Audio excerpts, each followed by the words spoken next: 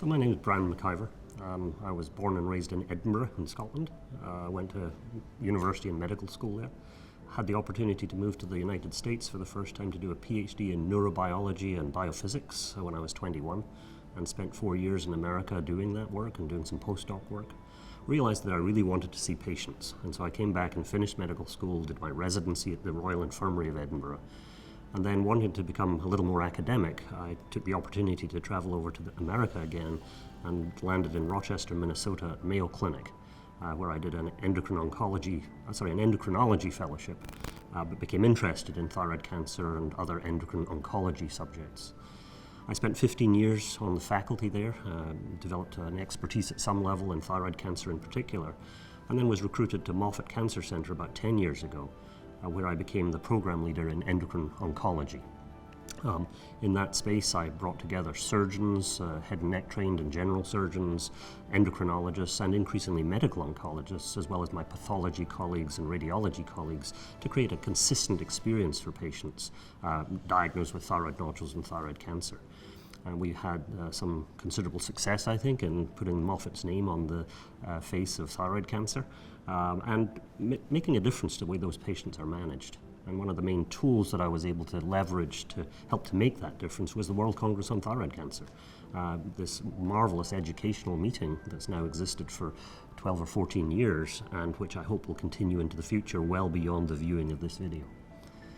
I've recently moved from Moffitt to Prisma Health in South Carolina, based in Columbia, South Carolina, and I plan to use the lessons I've learned in my years of physician leadership in Moffitt Cancer Center to try and improve the care of patients with thyroid nodules and thyroid cancer across the state of South Carolina.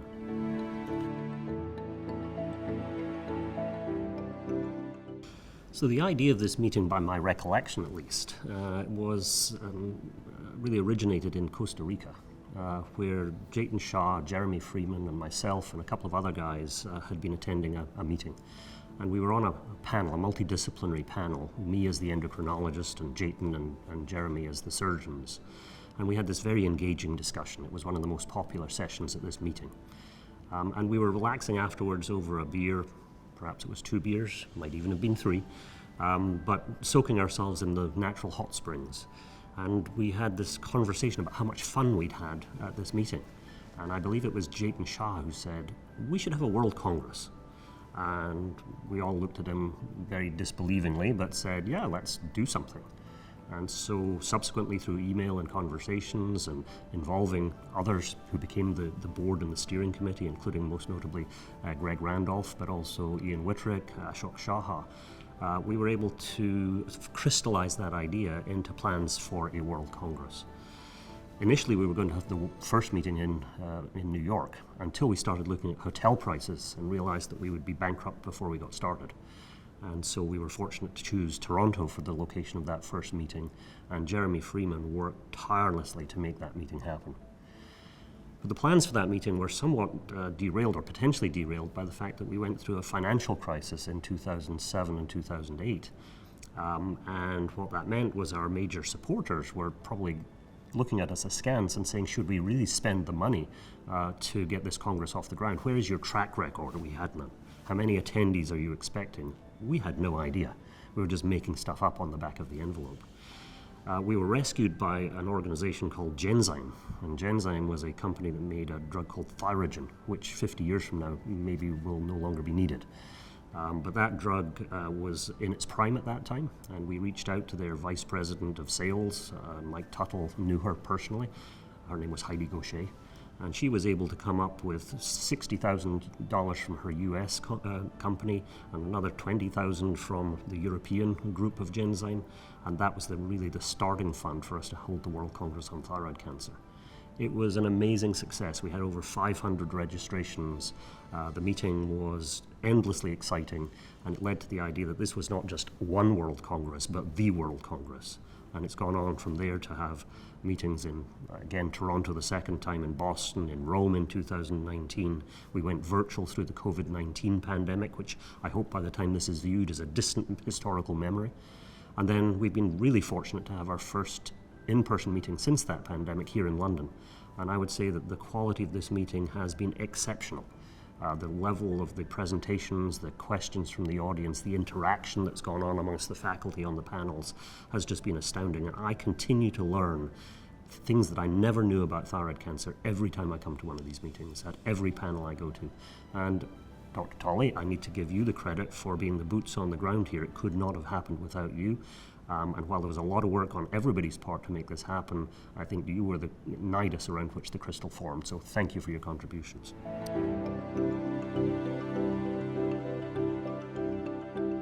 If I look back now 27 years since I really started to look after patients with thyroid cancer and thyroid nodules, and I think about the practice we had at that time, it has changed out of all recognition.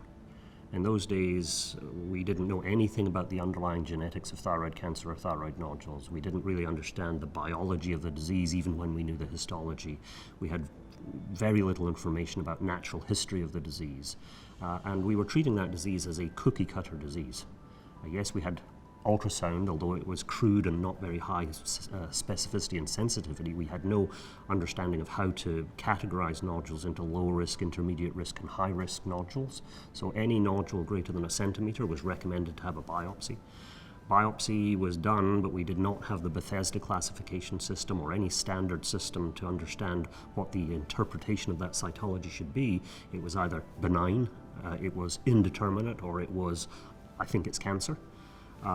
And we had no idea really what the likelihood of malignancy was in any of those categories. Anybody with a cancer would go through a standard surgery, which was a total thyroidectomy. And in Mayo Clinic, where I was at the time, it included a routine prophylactic central neck dissection. We were using ultrasound for the lateral neck even then, although it wasn't as accurate as it is now.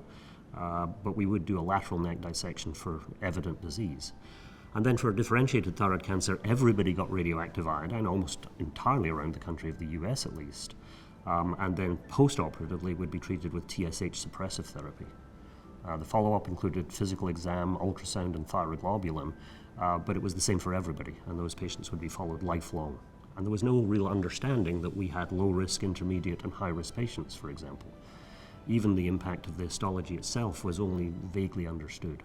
Fast forward 27 years now to 2023. We understand the genetic driver of more than 95% of all thyroid nodules and all thyroid cancer.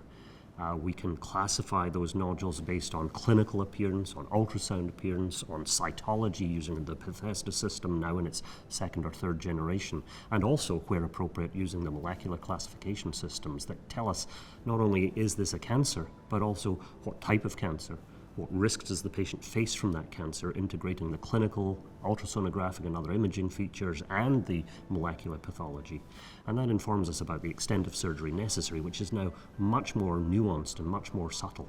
We can do no surgery at all for some of these patients at the lowest risk and simply observe. We can offer minimal interventional surgery where that's appropriate for a slightly higher risk but still low risk thyroid cancer, all the way through to knowing that we need to do much more aggressive surgery with total thyroidectomy, central neck dissection. We're not yet at the point, I think, of knowing if we have to do prophylactic lateral neck dissections. Maybe that'll come down the line. But at the end of the day, this has changed beyond all recognition. Radioactive iodine use has dramatically been reduced, which is great news. I've been proselytizing around that for 2 decades now, that we're overusing radioactive iodine, and in my lifetime I've seen that go away. I do worry sometimes the pendulum can swing too far away from an effective treatment, so we have to remember that radioactive iodine is not a dinosaur, at least not yet. It has a role to play, and we need to define its role and use it selectively and appropriately. But we still have more work to do to prove its benefits, which was work that is overdue by 50 years or more. I'm pleased to see that finally we're having some clinical trials of radioactive iodine in treatment of differentiated thyroid cancer actually being performed and being published and being presented at this meeting. So our understanding continues to improve. And then, of course, on the more advanced end of the spectrum, we now have tools to treat thyroid cancer that were never available in the past. I had patients dying of thyroid cancer as recently as 10 or 12 years ago with no options for systemic therapy beyond radioactive iodine, and all we could do was palliate and support and allow those patients to die peacefully. Now we have multi-targeted kinase inhibitors, which we understand the side effect profile and the efficacy, and we can extend patients' lives and give them higher quality of life in the late stages of the disease. And more recently, we've seen develop these targeted therapies with RET targeting, with BRAF targeting, with, in the future, I hope, RAS targeting as well, where we can actually now shrink that disease effectively in many cases. We can eliminate the disease to all intents and purposes in a subset of those patients. And although those treatments are not going to last indefinitely in the current generation, we can begin to see the path we need to follow to get true cure in that advanced disease. And I'd like to think it won't take 50 years before we're actually able to take patients with widespread distant metastases and perhaps even locally invasive disease and make those cancers disappear and cure them. And cure, in my view right now, is a 4-letter word. It's bad language. Because we shouldn't be using that word, because we cannot guarantee right now that patients, at least with advanced disease, are not going to face a future problem. But I think we can begin to see the light at the end of the tunnel where we may eventually be able to say that.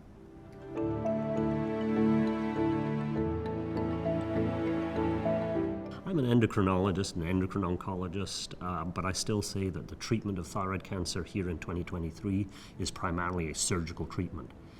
But there's beginning to be some areas where that surgery is seen as unnecessary. So we've spoken briefly already about the very low-risk intrathyroidal micropapillary cancers, less than a centimeter, where there's clear evidence we can safely monitor, and the vast majority of those patients, 70-80%, will never come to need a surgery. There's some intensity of the follow-up. They need regular ultrasound follow-up, and it'd be nice if we could actually do something to understand which one of those microcancers will progress and which will not. So that's an area for us to understand better in the future, whether that's genetics or molecular testing or some other identifier for those very low-risk patients. And of course, we still have to answer questions about patients with cancers that are between, say, 1 and 2 centimeters. Do all of those really need to be operated? Because many of those, I suspect, are also very indolent and may actually not threaten that patient's health or life in their lifetime. Then, of course, there are ablative therapies that have come on the scene recently, and the most exciting today in 2023 is the radiofrequency ablation. There have been several sessions at this meeting on the application of RFA. RFA to benign nodules is very well established. RFA for malignant nodules has huge potential, and there's already some work being done on those papillary microcancers that do progress slowly to try to eliminate those using non-surgical ablative techniques. How applicable will those be in the future? I don't know, but it's going to be an exciting space to watch. So, do I really think that in 50 years no patient will need thyroidectomy? No, I don't. I think there will always be a role for surgery for those patients who are detected late with larger disease and more threatening disease. I don't think it's likely that the risk-benefit ratio will change so much that some systemic therapy will be used instead of a local extirpative therapy for those patients. But I think the role for surgery will continue to shrink at the edges. We'll be doing far less unnecessary surgery, far less diagnostic surgery, and hopefully we can do it more safely, more effectively, only for the patients who really need it.